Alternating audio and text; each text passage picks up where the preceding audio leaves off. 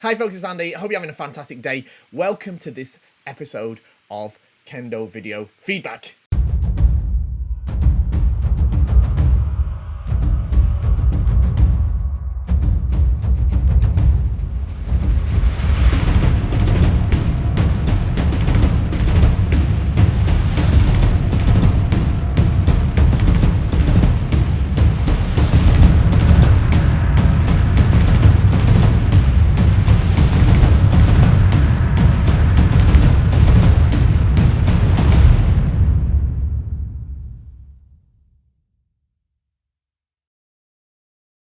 So in this video series, what I generally do is I take video submissions from you wonderful people. You send it to me by a private YouTube link, and we review it here on the channel. I give you some feedback and advice on your kendo. So if you want to do the same, you can send me a link to mail@kendostar.com. I'm not super fast on the turnaround of these, I'll be honest with you, because it does take time.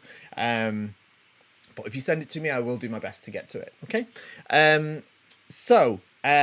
Before we jump in, don't forget, like, share, subscribe, shop at Kendo Star, because that's what keeps all the lights on the cameras rolling. That's my amazing, wonderful kendo shop, by the way. Kendostar.com is the best one in the world. Of course, I'd say that because I own the place. So if you don't believe me, check out all the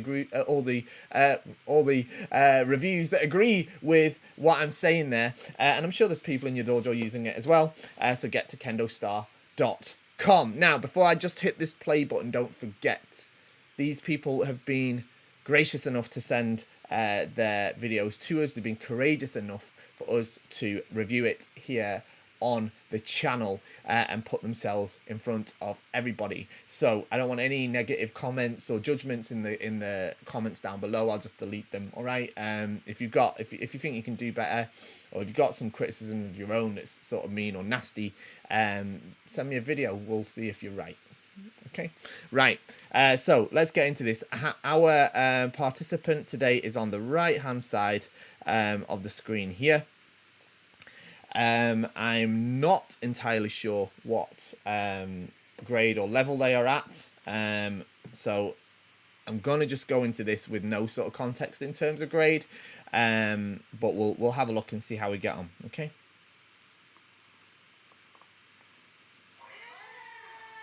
First thing I'm going to say, okay, is you need to turn your wrist out slightly in your kamae. It's a little bit too round this way on your left hand.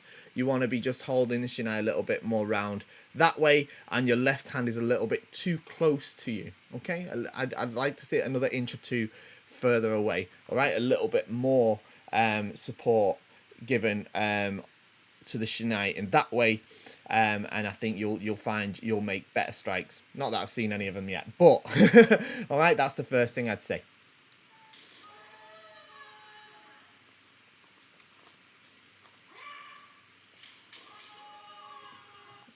Okay, let's have a look at this first strike here. Well, it's not the first one, but so what you need to be careful of here, all right? This is good footwork wise, not too bad, but because you've made such a sort of very big strike, very big swing of your shinai here, and your body is sort of traveling upwards, it's quite predictable for your opponent, okay? So try to send yourself forwards more and try to keep the tip of your shinai down until a little bit longer, okay? Here as well, after your kote strike, you need to close this distance a little bit faster.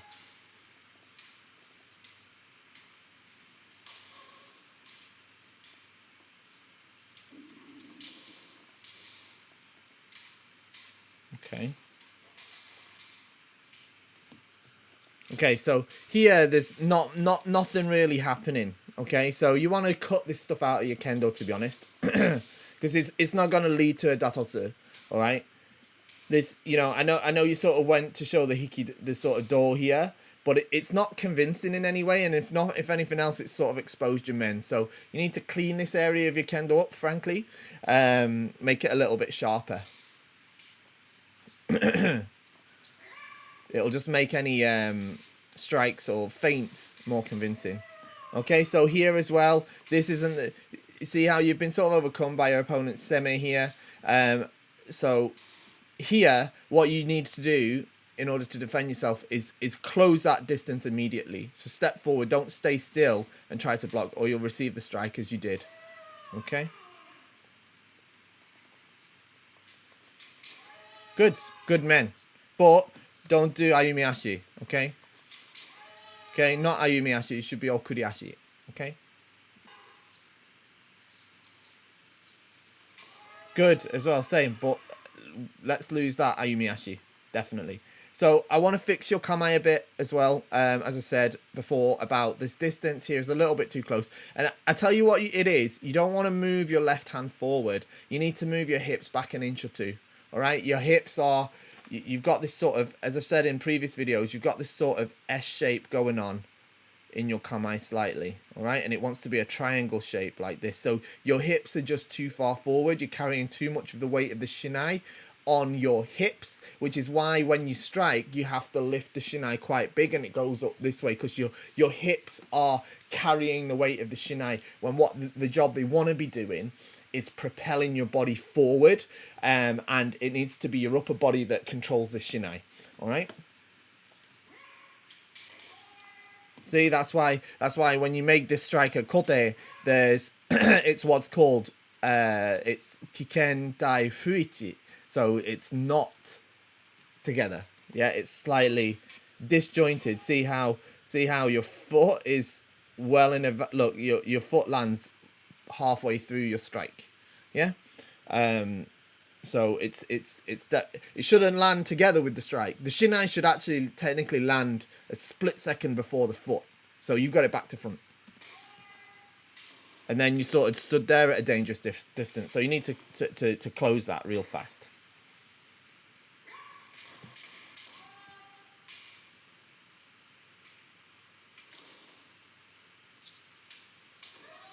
Okay. I think this is the main issue we need to fix for you, to be honest. If we can fix that, you'll find a big development in your kendo there as well. Obviously, there as well, you got to be careful when they put in a lot of pressure on you not to freeze on the spot. Good. Ojiwaza, like it. Good. Your menuchi is brilliant. Okay, your menuchi is brilliant. You've made several good ones. So if you, I'm sure that if you fix some of this stuff that we're talking about, you're going to find even more success.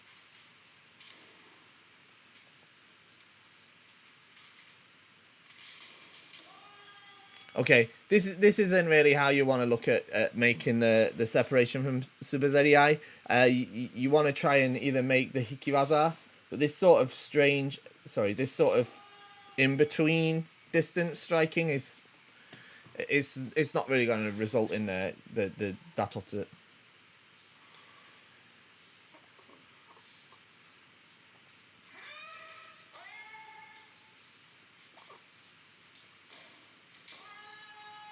Good. But this is dangerous here. All right. So what's going on here, and this is a real problem for a lot of people. I'm trying not to throw too much at you, but we've got quite a long video to go through, so I don't want it to be like a 5-minute video of silence. So I've got to keep giving stuff, right? But the most important stuff is to fix what I've already said. Then after that, think about this, right? You're throwing one waza out at a time, and you're throwing it out, and then everything finishes, and you're starting, you're resetting and starting again. When there's no like continuation of your kendo from one waza to the next. It doesn't mean you have to throw out loads of renzoku waza, but it means that you're making a strike, hits or misses, and then start again. Yeah, right? That's not how it should be. It has to be, yeah, man. Right, next one. Yeah, yeah. And there's no, man. This part, this break, shouldn't be there. All right, and that's what you've got here. All right, watch here, man. Yeah, that's what you need to remove. There's a break in the concentration.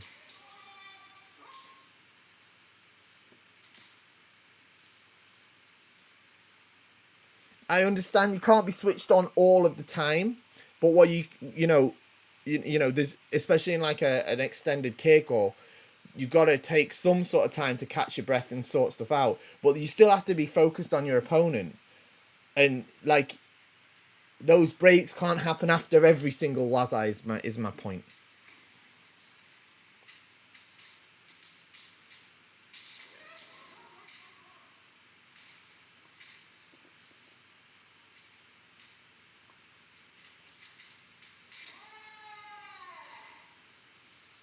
Break. Yeah, see what I mean? And whereas for your partner, that isn't nearly as much of a problem. Of course, they're also taking their... But here, straight away, after the strike, he's still concentrating on you. Do you see what I mean? It's hard to explain. I get it, but... I want you to fix the other stuff first anyway, but... Good. Your men strikes are great, but we just need to refine them a little bit.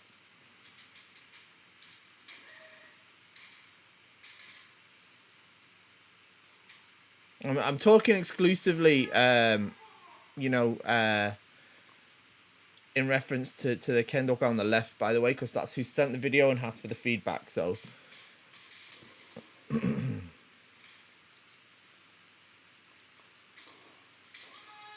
good. But see what I'm talking about this sort of break and concentration there, especially after an unsuccessful waza. It's most important. Yeah, it's a shame.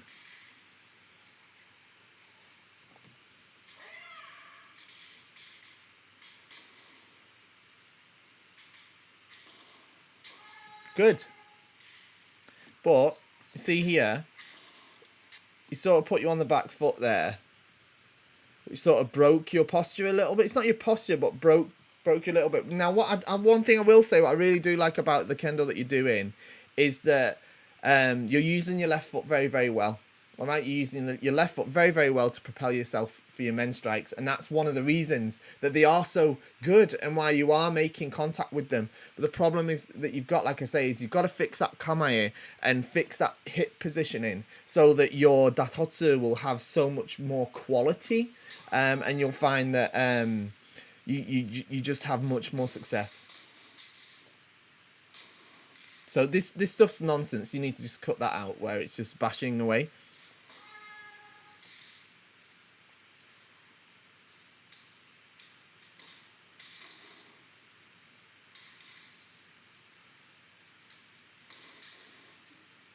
Okay, so here's the thing, right? Is when you just caught off guard, again, that sort of Kentai goes out the window a bit. You see how it's a little bit sort of, you know, it's a bit disjointed, isn't it? It's all rooted in your kamae.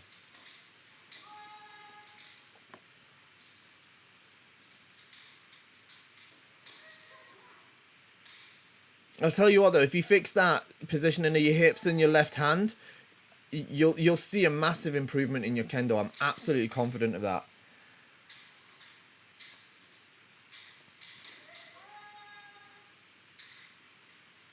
Because your left hand can't, you know, your hips are not working for you in the way you need them to, and your left hand isn't able to wield the shinai in the way that it could do in the most effective way. Your right hand's having to pick up the slack, and you're sort of, like I say, you're let's just see what happened at the end there. Okay. Well, look, this is the main thing of what I want to say, is that, you know, your hips, you're not engaging your hips in the right way. You're putting too much, not too much, but you're putting the wrong pressure on them. They need to be focusing on moving your body, not moving your shinai. And that's, at the minute, they're still carrying the weight of your shinai. So you need to bring them back a little bit. All right, make sure that it's your upper body doing the work on the shinai. Turn that left hand round. All right, not this way, so that you can use your wrist properly this direction. Yeah, because you can't do it in this direction.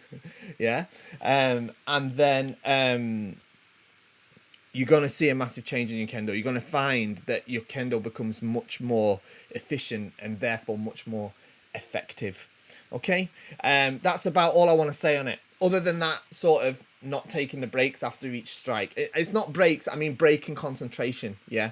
But it's a little bit more of an advanced concept, but especially if you want to start like doing better in competitions and stuff like that, in Shiai and stuff like that, then you're definitely going to need to pick up the slack there as well. Okay, thank you very much for sending it in.